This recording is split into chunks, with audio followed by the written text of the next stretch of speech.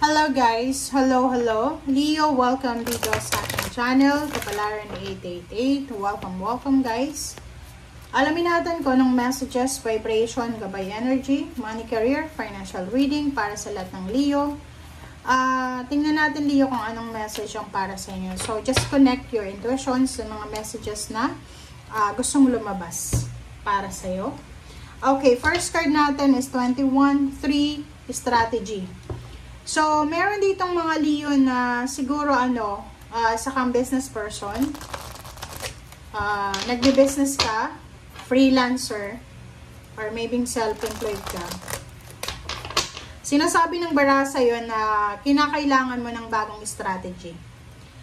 Kinakailangan, like for example, kung ikaw ay Leo na hindi na masyadong nag-work yung old strategy mo sa business, you need to change your strategy.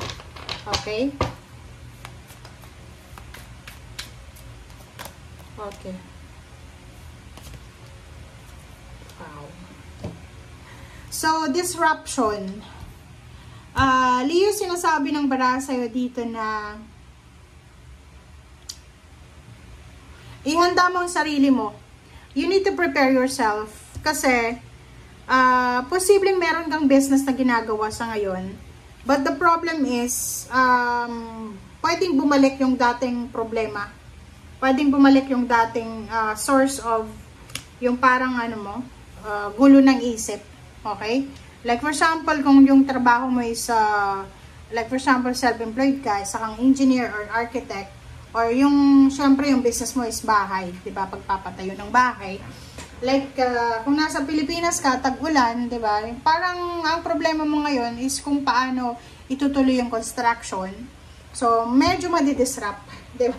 Parang sinasabi ng baraha dyan sa'yo na posibleng hindi matuloy. Posibleng hindi matuloy or may pagkakataon na hindi matuloy yung ginagawa mo sa ngayon, project man yan, or pag-a-apply ng trabaho just because of mga panahon, 'di ba? Maulan.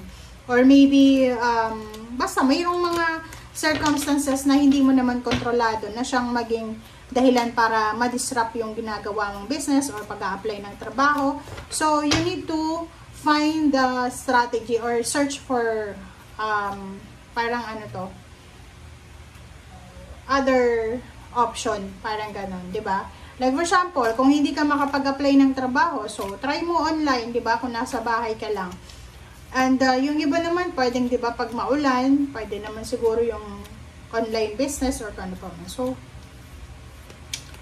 huwag kang mawala ng pag-asa. Parang ganun. And you need to strategize. Okay, Ace of Coins, di ba? So, sabi diyan sa'yo, if feeling mo na hindi pabor sa'yo yung pagkakataon, you need to find ways. Find ways para hanapin yung kung ano talaga ang para sa'yo. Diba? So, Leo, sinasabi ng baraha sa'yo dito na yon, the Hangman. So, possible na mahang, pwedeng hindi matuloy yung interview, hindi matuloy yung physical health exam, yung travel. Basta nakikita ko sa'yo dito, naghihintay ka. You're waiting. Pero, posibleng hindi siya matuloy or ma-delay siya, pero meron naman na specific date, or maybe yung travel mo yan maybe sign ng contract signing, hindi matutuloy, or yung kung ano pa man. But nandito yung King of Coins and Ace of Coins, sinasabi na hindi pa naman dead end dyan, hindi pa naman game over, diba? So, sinasabi dyan sa'yo na maybe this is the redirection, or maybe this is not the right for you, right job, or right company para sa'yo. So, yung Ace of Coins and King of Coins, Seven of Swords, sinasabi ng barahan na kung ano man ang delays na posibleng mangyari or hindi matuloy sa ngayon, isipin mo Leo na maybe paraan yan ng universe para mahanap mo yung tama, mahanap mo yung para sa'yo. And wag sana na ma-demotivate ka. Kasi nandito yung Seven of Swords na parang may mga Leo ditong mararamdaman nila na bakit kaya hindi pumapabor sa akin yung pagkakataon? Bakit kaya parang feeling ko malas or ganito ganyan? So, pag ganun yung pakiramdam, medyo mawawalan siya ng interest, ng focus, or ipagpapaliban niya na yung mga plano niya. So, yun lang ang wag na wag mong gagawin. Okay, Knight of Swords. And 4 points. Okay. So, nakikita ko sa'yo dito na you will receive message. You will receive message from your family. Diba? So, you will receive message from your family na posibleng sila ay yung kapamilya mo na to ay possible na matutulungan ka sa kung ano man yan na financial problems mo. 2 of Wands and the Moon.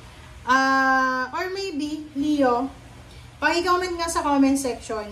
Kasi possible na may problema ka sa pera, or unemployed ka, or na-terminate ka, or may trabaho ka pero hindi masyadong maganda yung flow ng money sa buhay mo.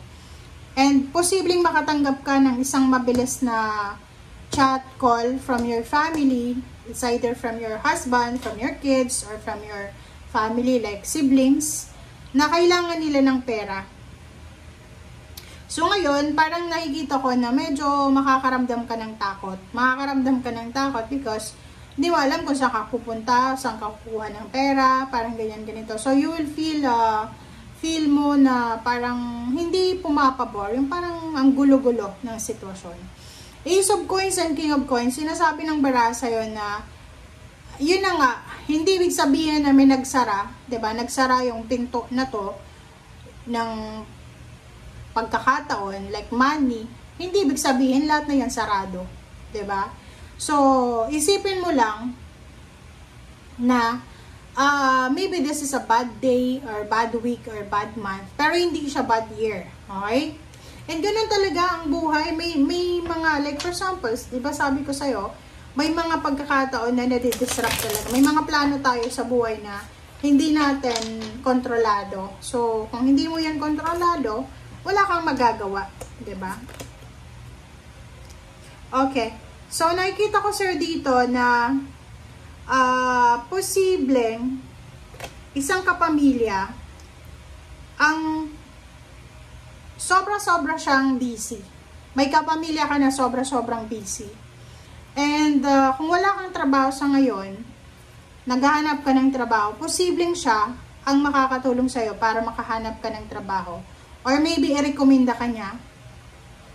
Or maybe kailangan ka niya. So, kailangan mo siyang tulungan, pero babayaran ka naman niya. So, 6 of Swords, sinasabi ng baraha sa'yo dito na isang kapamilya ang posibleng makakatulong sa'yo para makaalis ka sa ganyang klaseng problema. Financial problems kasi siya, diba? So, sinasabi ng baraha sa'yo dito na, yan, in short, isang kapamilya, isang kakilala na nangangailangan ng tulong mo, like, matutulungan mo siya sa mga obligations, duties, and responsibilities, pero babayaran ka naman niya. You need to travel, you need to relocate, or kung ano pa man siya. So, thank you guys for watching. Bye!